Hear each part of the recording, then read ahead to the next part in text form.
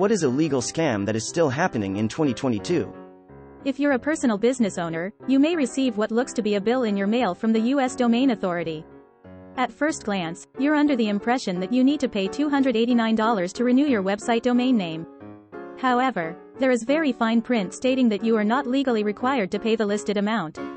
It's actually an ad requesting you pay that amount in order to have your website listed on the U.S. Domain Authority site. I can't imagine how many people have been tricked by this. Read your mail carefully. Printing fee for digital tickets. Server maintenance fee for digital tickets, even though they're even more expensive at the airport. Title pawns, payday loans, some charging 300% interest. Payday loans are illegal in some states. I know they are in West Virginia. Extended warranties, so many promises made, but when time comes for a claim, almost all are denied. That news in America is entertainment. Can get away with saying pretty much anything and still call it news. Look, if you want to get in on some legal scam, you have to do your own research. That's why I recommend you buy my book, *** What You Can Do to Legally Become Rich in 12 Easy Lessons ***. Just 24 easy payments of $199.99 and you will have the secrets to being a millionaire unveiled right before your eyes. My personal testimonial of this. An NBSP. I'm not a big reading person, but when I picked up ***** What You Can Do to Legally Become Rich in 12 Easy Lessons ****. Each lesson was only a paragraph long and used words even I could understand. I'd highly recommend this book. I'm so dedicated to this book that I even signed up to be their affiliate to save you 20% off your purchase. Use my promo code __coffee and a Rocks Glass Affiliate Partner 20 _ at checkout. Paying services charges. I don't mind paying a $10 delivery fee but will not pay a 99-cent service charge. Yeah. DoorDash. Sweet, free delivery. Wait. $7 service charge. And I'm tipping on top of that. Edit. Jesus, people, I'm bitching about the service charge, not the tip. Quit acting like I don't tip. Insider trading within Congress. That if we do it, we end up in prison. Martha Stewart sold stocks and made $45,000 and it was called insider trading. Politicians sell stocks and make millions and that's called a free market. Who's F-ed? Private prisons. You're telling me that they charge the government for the beds and the taxpayers still got to foot the bill if those beds are empty so the company running it doesn't lose money. F you. Here in Arizona in 2020, the governor announced the closing of the state prison in Florence as a cost-saving measure. It was costing the state $71 per prisoner per day to operate. They've announced in the last week they are moving the inmates to a private prison that's going to cost the state $85 per prisoner per day to operate.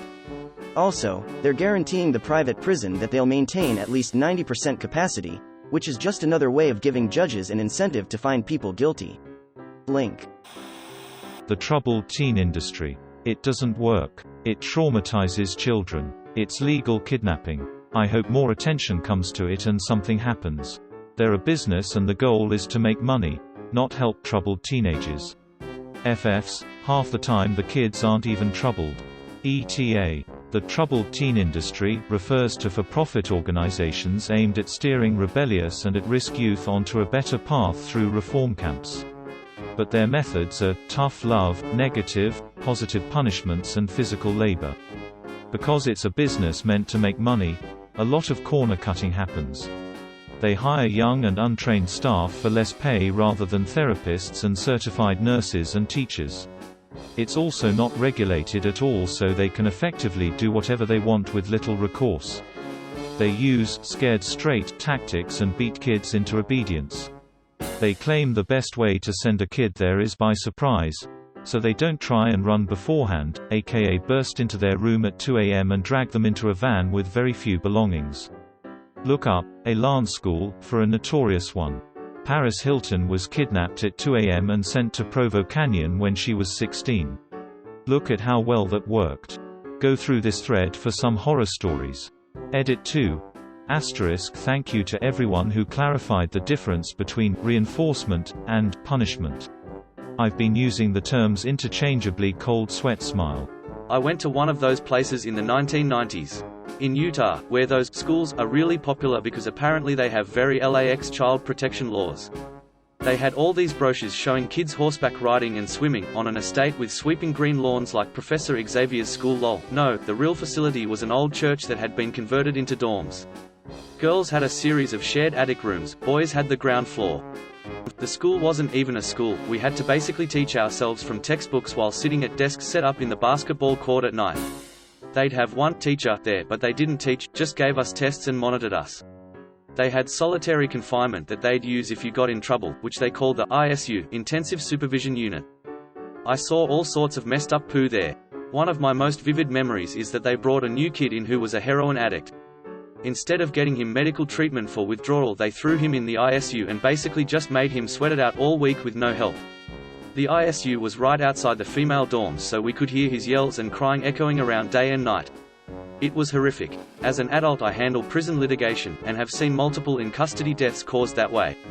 Heroin withdrawal itself isn't lethal but can cause death from secondary symptoms like extreme dehydration, or blood loss from esophageal tearing. The kid could have died, he sounded like he was dying sometimes. But that's the type of poo they get away with at these places.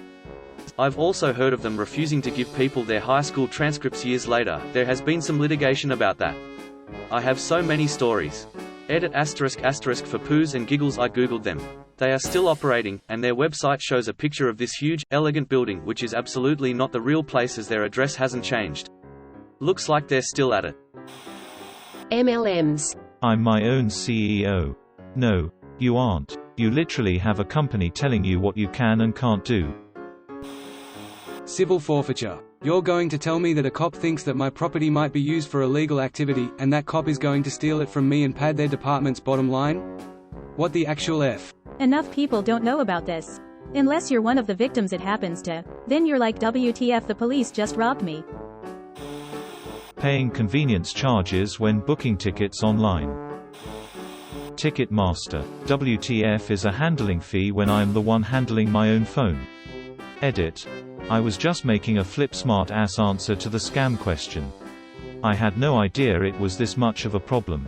Lol, open mouth smile. Ticketmaster actually had a class action lawsuit where they had to pay out $400 million USD to 50 million ticket buyers due to order processing fees and UPS delivery fees that were apparently bogus and weren't actually spent on anything specific. There's an interesting article Vox wrote, link. Interesting thing is that supposedly, all-in pricing, aka being upfront about fees and showing the full price of a ticket including fees, lost StubHub business after they experimented with doing it, so that might have something to do with why the fees continue to be hidden when you're buying concert tickets. I remember that. I think we got $1.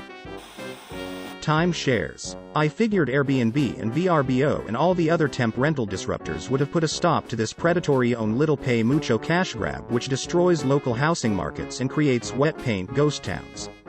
But alas, it persists, and we have to stare at lines of cheap shacks or Soviet bloc-style complexes left vacant on off-seasons or occupied by flightless gray birds who only fly south because some Iowa idiot got conned in a Ramada Inn on a Tuesday looking for a free golf bag. Arguably, these apps have created more of a problem, but I figured it'd be better. Also, getting out of timeshares. My parents bought one in the late 90s and actually did get a lot of use out of it. They went religiously for 1 week per year. Now that they have passed, my brother and I are struggling to get rid of it. Neither of us wants it, and the timeshare company keeps acting like we have to accept it as inheritance, although we know we don't have to. Also, predatory companies that pretend they'll get rid of the timeshare but really just drain some extra money to point you towards the things you have to do yourself anyway. Having to file your own taxes, then being fined if you don't do it right. Edit. As many pointed out, the IRS doesn't know all of it, but they know enough for the average person. Companies shouldn't be allowed to lobby to keep the process convoluted, and there shouldn't be such a large industry around tax prep. Seconded. The fact that there is a huge industry around helping you do your taxes is a red flag. If doing your taxes right is too taxing, and complicated, then the Fed should provide a free TurboTax equivalent. Edit. There is a free software that can be found on the IRS website. Televangelists like Joel Osteen. Payday loans. Charging for parking in hospitals and clinics. Also charging people money to withdraw money or because they have small positive balances in their bank accounts.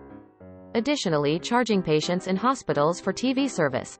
Their bills are high enough, But you want to add $8 per day to not have to sit in silence for 23 hours a day?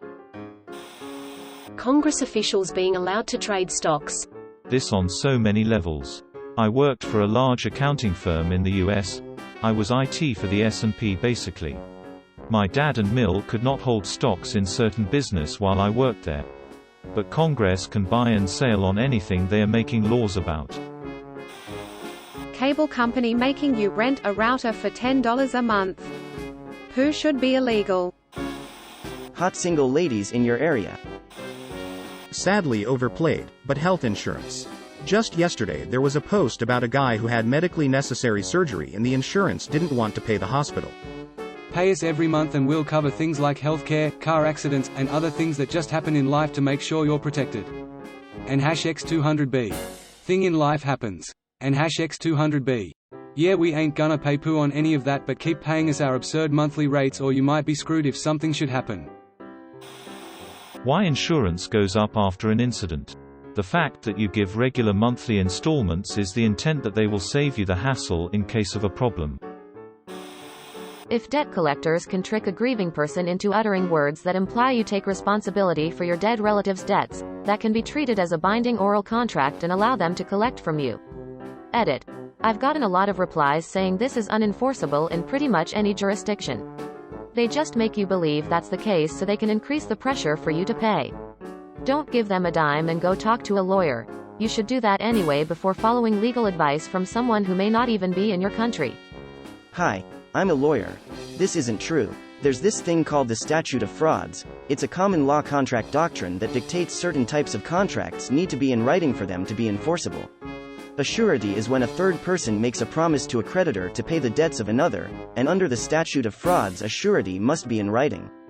So no, an oral promise to pay the debts of the other, alive or deceased, cannot be treated as a binding or enforceable oral contract. 80+ hour work weeks for understaffed tourism towns around the world. Lobbying. Thank you for watching. We upload new videos every day, so be sure to come back for more fun. Please consider liking and subscribing if you enjoyed the video.